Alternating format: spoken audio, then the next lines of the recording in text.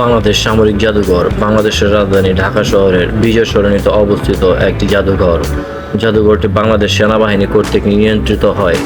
বাংলাদেশের সামরিক বাহিনীগুলোর ইতিহাস, ঐতিহ্য, সাফল্য সংক্রান্ত নিদর্শন ও বিভিন্ন অস্ত্রশস্ত্রের সংগ্রহ নিয়ে এই জাদুঘরটি সজ্জিত।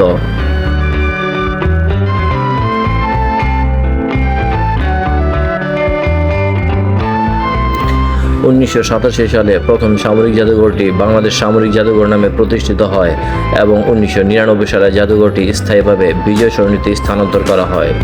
2009 সালে জাদুঘরটি আধুনিকায়নের উদ্যোগ নেওয়া হয়।